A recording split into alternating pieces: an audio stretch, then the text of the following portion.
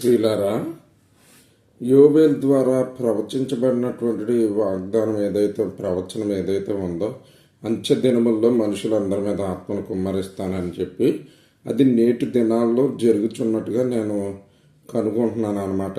అనేక చోట్ల కొత్త కొత్త వ్యక్తులు మునిపి అన్నడు కూడా ఏంటంటే క్రైస్తవులుగా ఉన్నా సరే, క్రైస్తవులుగా లేకపోయినా, క్రైస్తవులుగా లేని వాళ్ళు కొత్తగా దేవుని నమ్ముకుని మారుమనసు పొందటం చూస్తున్నాను.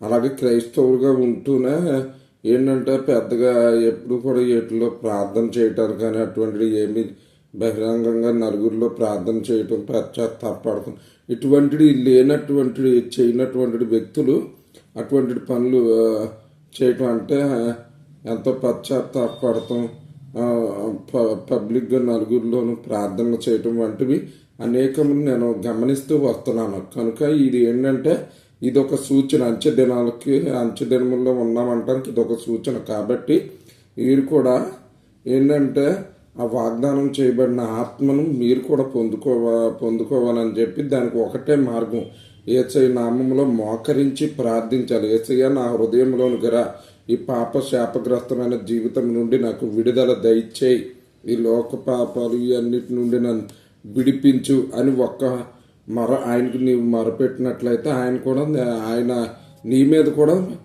తన ఆత్మను కుమ్మరిస్తాడు.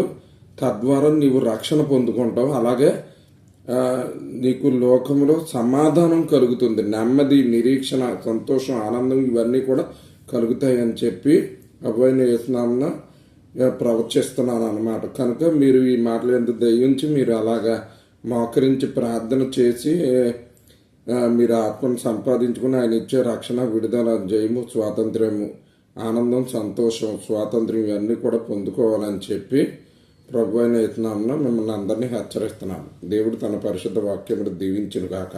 ఆమేన్.